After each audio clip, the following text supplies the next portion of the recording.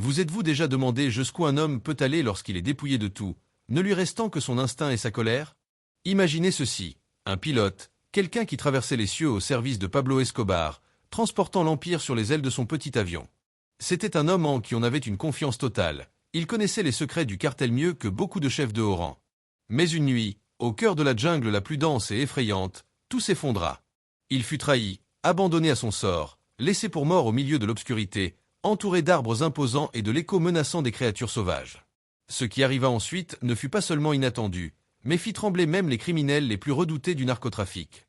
C'est une histoire de survie, d'une vengeance nourrie par la trahison, et d'un retour aussi imprévu qu'impactant. Restez avec moi, car ce que vous allez entendre va vous mener au bord de l'abîme et ne vous lâchera pas avant la fin. Nous sommes en avril 1989. Le cartel de Medellín est à son apogée.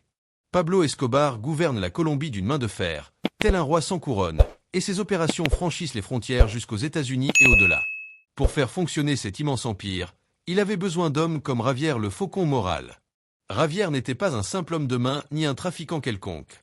C'était un pilote et pas n'importe lequel, l'un des meilleurs. Trentaine passée, cheveux noirs en bataille, barbe courte lui donnant un air indomptable et un regard capable de percer les nuages.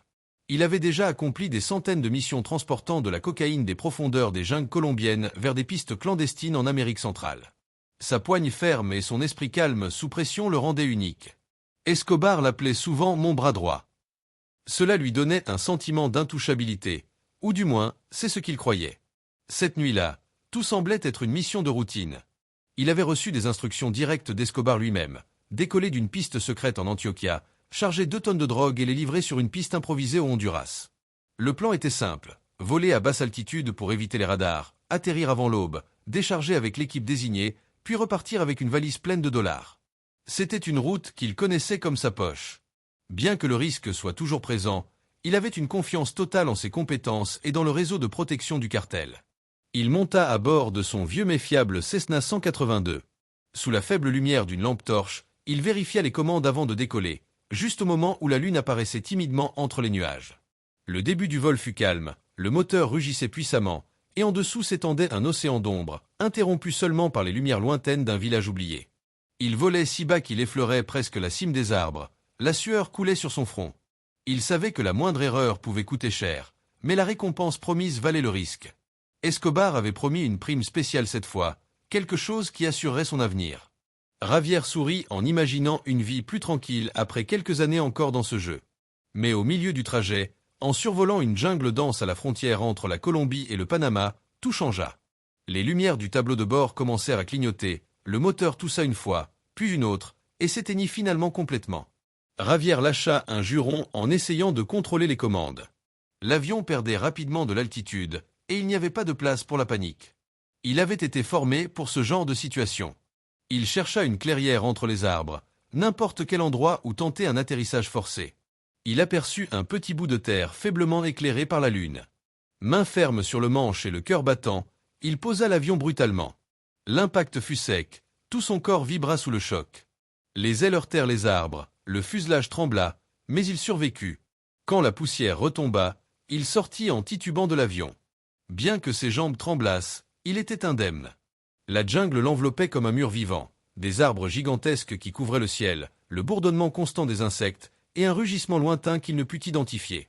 Il alla vérifier le moteur en espérant trouver une panne mécanique, mais ce qu'il vit le glaça, les câbles du système de carburant avaient été coupés. Ce n'était pas un accident. C'était un acte de sabotage perpétré avant le décollage. On lui avait tendu un piège. Avant qu'il ne puisse réagir, il entendit des pas briser des branches.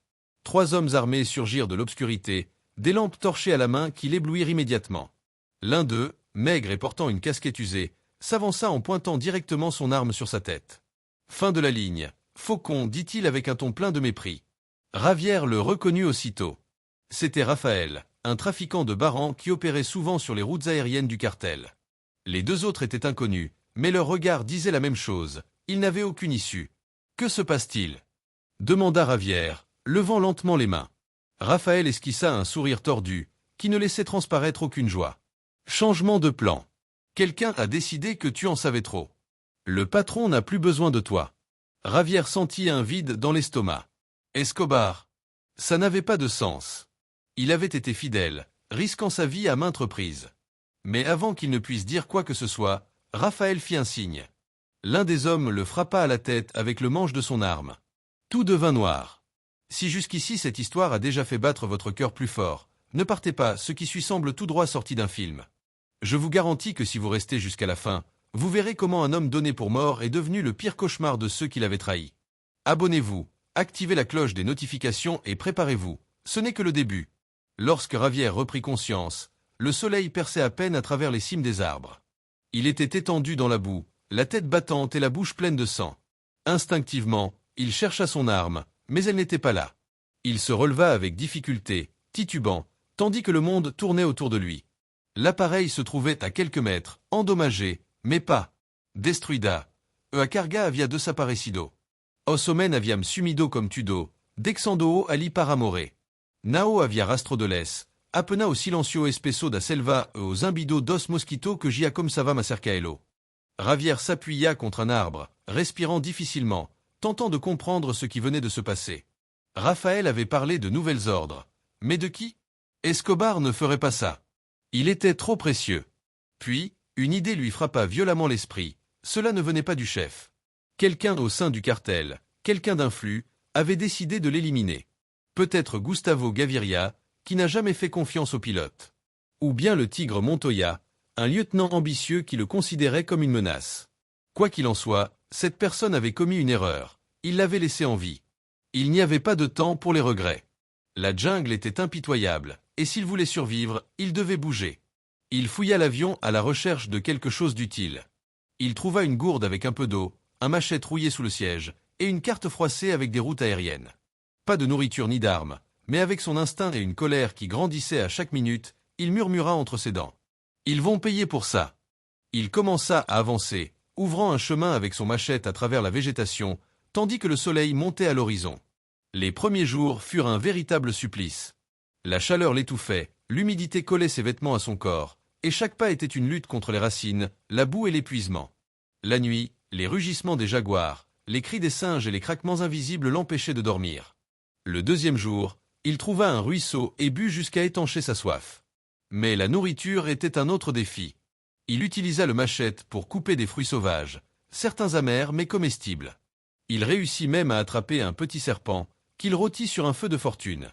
Chaque bouchée lui rappelait son objectif, survivre, revenir et se venger.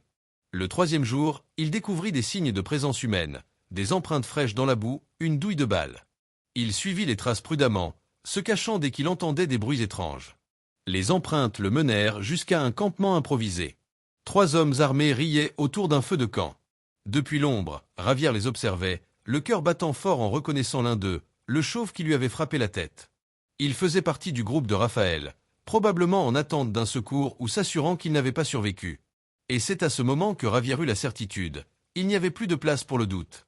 Ravière attendit patiemment que minuit enveloppe le campement d'un silence absolu. Il s'avança prudemment, le machette à la main, retenant sa respiration. Le premier homme n'eut même pas le temps de réagir. Un coup précis dans le cou l'abattit sans un bruit. Le deuxième se réveilla en percevant un mouvement, mais avant qu'il ne puisse crier, Ravière enfonça la lame dans sa poitrine. Le dernier, le chauve, ouvrit les yeux juste à temps pour voir la machette fondre sur lui. « Ça, c'est pour moi » murmura Ravière, laissant les corps gisant dans le sang, engloutis par l'épaisseur de la jungle. Cet affrontement lui apporta plus que la vengeance. Il possédait désormais un fusil, un pistolet et un talkie-walkie qui, par chance, fonctionnait encore. Par son biais, il intercepta des fragments de conversation, des ordres confus, des mentions du faucon et de la cargaison disparue. Tout semblait indiquer que le cartel ignorait encore s'il était vivant ou mort. Mais il allait bientôt le leur faire savoir. Il prit ce dont il avait besoin et poursuivit sa route, se guidant avec une carte et la position des étoiles. Il savait qu'il lui restait encore une longue marche avant d'atteindre un village, mais chaque pas le rapprochait de son but, Medellín, le cœur de l'empire d'Escobar, là où il comptait retrouver les responsables. La jungle ne lui accordait aucun répit. Le 5e jour, une violente tempête éclata, transformant le sol en un bourbier qui lui montait jusqu'aux genoux. Les insectes l'assaillaient sans pitié, laissant sur sa peau des piqûres brûlantes comme des braises. À un moment donné, un jaguar le suivit pendant des heures, ses yeux jaunes brillant dans l'ombre, mais Ravière garda un feu allumé et l'effraya en tirant en l'air. Son corps était au bord de l'épuisement, mais son esprit n'avait jamais été aussi déterminé. Chaque arbre abattu, Chaque kilomètre parcouru le rapprochait de son objectif. Mourir ici n'était pas une option. Il ne leur ferait pas ce cadeau. Après 7 jours, il se retrouva face à une rivière large et déchaînée. De l'autre côté, il vit de la fumée monter, un village, probablement utilisé comme point de passage par les contrebandiers. Traverser ne serait pas simple. Les eaux rugissaient, et aucun bateau n'était en vue. Mais Ravière n'avait pas survécu à tout cela pour abandonner maintenant. Il attacha le fusil et le pistolet avec des lambeaux de sa propre chemise, les suspendit dans son dos et se jeta à l'eau, luttant contre le courant de toutes ses forces. Les vagues le traînèrent, le projetèrent contre des rochers, mais il continua de nager, grognant à chaque mouvement, jusqu'à ce que ses mains atteignent enfin la rive. Il s'effondra à genoux, trempé, exténué, mais vivant. Le village était un coin oublié, des cabanes en bois, des chiens maigres aboyant, et des hommes au regard méfiant qui l'observaient avec hostilité. Ravière savait qu'il ne pouvait faire confiance à personne, mais il avait besoin de se nourrir et d'élaborer un plan. Dans une sorte de bar de fortune, il échangea le talkie-walkie contre une assiette de riz au poulet et une gorgée d'aguardiente. Pendant qu'il mangeait, il entendit 2 hommes murmurer à propos d'une cargaison perdue et d'un pilote qui aurait disparu dans la jungle. Il esquissa un sourire en silence. Il n'avait pas disparu. Il était sur le point de revenir. Le ventre plein et les armes dissimulées sous une veste volée, il commença à poser discrètement des questions sur un contact du cartel. Un vieil alcoolique, en échange de quelques pièces, lui souffla un nom, El Gordo Ramirez, un trafiquant qui contrôlait les routes terrestres vers Medellín. Ravière le localisa le soir même, dans un entrepôt à la périphérie du village, entouré de caisses et de gardes armés. Il ne perdit pas de temps avec des présentations. Lorsqu'El Gordo le vit, il leva un sourcil, perplexe. « Et toi, t'es qui » grogna-t-il. Ravière s'approcha, parlant d'une voix basse mais ferme. « Je suis celui que vous n'auriez jamais dû laisser en vie. » Avant qu'El Gordo ne puisse réagir, Ravière dégaina son pistolet et abattit le garde le plus proche. Le chaos s'empara des lieux. Cris, coups de feu, bois éclatés. Ravière se déplaçait tel un chasseur, utilisant les caisses comme couverture et éliminant les hommes un par un. El Gordo tenta de fuir, mais Ravière le rattrapa et le mit à terre d'un coup de crosse à la tête. « Dis-moi qui a donné l'ordre » gronda-t-il entre ses dents. Tremblant et haletant, El Gordo avoua. C'était El Tigre Montoya. Il a dit que tu en savais trop, que tu représentais un danger pour les routes. Le Tigre. Ravière le connaissait bien. Un lieutenant impitoyable, ambitieux, qui avait toujours envié sa proximité avec Escobar. Tout s'éclairait maintenant. D'une dernière balle, il mit fin à la vie de Gordo et s'empara des clés d'un camion garé à l'extérieur. La jungle était derrière lui. La vraie chasse commençait maintenant. Si cette histoire t'a déjà tenu en haleine, ne pars pas maintenant. Ce qui vient ensuite est le cœur même de ce retour. Je te promets que tu ne croiras pas à la manière dont tout se termine. Laisse un like sur la vidéo, abonne-toi si ce n'est pas encore fait, et reste jusqu'au bout, car ce pilote ne s'est pas rendu et sa vengeance est sur le point de tout bouleverser. Le voyage jusqu'à Medellín dura 3 jours. Ravière conduisit sur des routes poussiéreuses, ne dormant que quelques heures sur le siège du camion, toujours avec son fusil à portée de main. Son corps. Il était couvert de blessures, le corps meurtri d'hématomes et les vêtements en lambeaux, mais dans ses yeux brûlait une détermination que rien ne pouvait éteindre. Il savait parfaitement que confronter le tigre ne serait pas une tâche facile. Cet homme disposait de sa propre armée de sicaires et d'une sorte de forteresse à la périphérie de la ville. Pourtant, Ravière n'avait aucune intention d'attaquer de front. La jungle lui avait enseigné une leçon précieuse. La patience et les ombres pouvaient être des armes plus redoutables que n'importe quelle balle. Il arriva à Medellín alors que le soleil disparaissait, peignant le ciel de teintes rougeâtres, comme du sang frais. Il cacha le camion dans un quartier marginal et commença à se déplacer à pied, empruntant des passages discrets et retrouvant de vieux contacts pour recueillir des informations. Il apprit rapidement que le Tigre avait une réunion prévue avec d'autres chefs à une hacienda en périphérie. L'endroit était bien gardé, entouré de gardes armés et de clôtures électriques. Mais c'était l'occasion rêvée, tous ses ennemis réunis sous le même toit, confiants dans leur supposé pouvoir. Ravière passa 2 jours entiers à préparer son offensive. Il vola de l'essence dans un ancien dépôt, se procura des explosifs artisanaux auprès d'un vendeur du milieu souterrain, et planifia chaque mouvement dans son esprit avec une précision chirurgicale.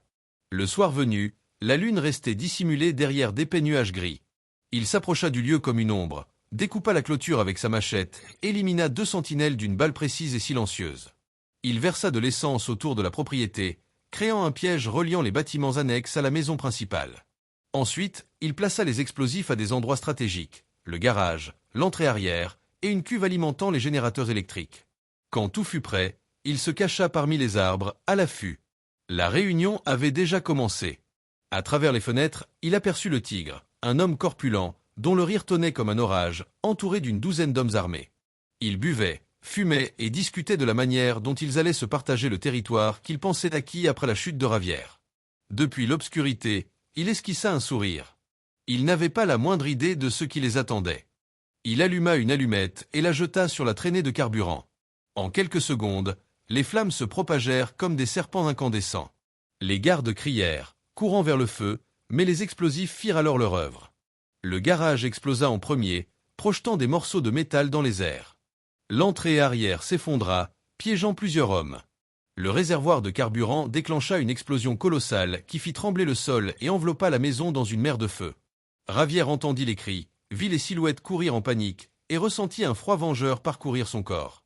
Le tigre sortit en titubant de la maison, les vêtements en flammes et le visage couvert de sang. Ravière l'intercepta avant qu'il n'atteigne la sortie, l'assommant d'un coup de crosse de fusil. « Tu m'as laissé pour mort dans la jungle, cracha-t-il, d'une voix tranchante comme une lame. Tu pensais que j'étais fini. » Le tigre tenta de parler, de supplier, mais Ravière ne lui en laissa pas l'occasion. Il tira une fois, puis une deuxième, et une troisième, jusqu'à ce que le corps reste inerte. Ensuite, il prit un bidon d'essence qu'il avait gardé et le vida sur lui, allumant un brasier qui consuma toute trace de son ennemi. La hacienda brûla sans relâche toute la nuit, phare de destruction visible à des kilomètres à la ronde. Ravière s'éloigna à pied, laissant derrière lui une colonne de fumée noire s'élevant vers le ciel. Ceux qui avaient survécu, s'il y en avait, n'osèrent pas le poursuivre. Le message était clair, le faucon était de retour, et ceux qui le trahissaient n'auraient nulle part où se cacher.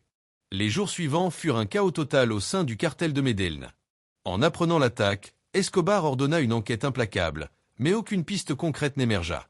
Certains disaient qu'il s'agissait d'un pilote devenu fou, d'autres qu'un groupe rival avait profité du moment pour frapper. Ravière ne resta pas pour en voir les conséquences. Il vola une voiture et disparut en direction du nord, laissant derrière lui la jungle, le cartel, et l'homme qu'il avait été autrefois. Les rumeurs se sont propagées rapidement. Certains disaient qu'il vivait caché dans les montagnes. D'autres, qu'il était mort lors d'une mission secrète.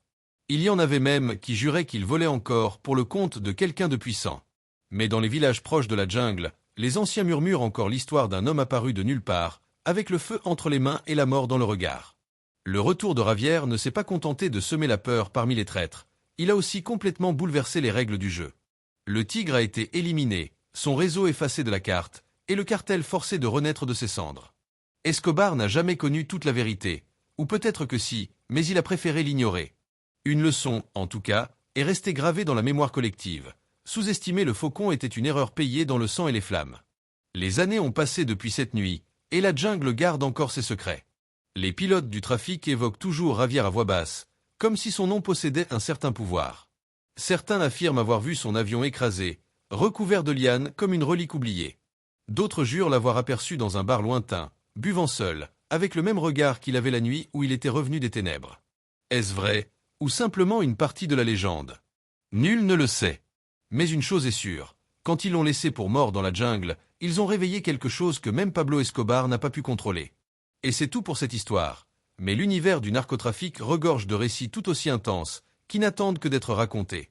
Si tu as ressenti l'adrénaline de la jungle et la brûlure de la vengeance, ne pars pas sans faire une chose. Abonne-toi maintenant, active la cloche et dis-moi en commentaire ce qui t'a le plus marqué. Cette chaîne vit pour te raconter des histoires qui te tiennent en haleine et si tu fais partie de cette communauté, je te le promets, ce qui arrive sera encore plus sauvage. On se retroube dans la prochaine vidéo, o un autre chapitre sombre te attendra.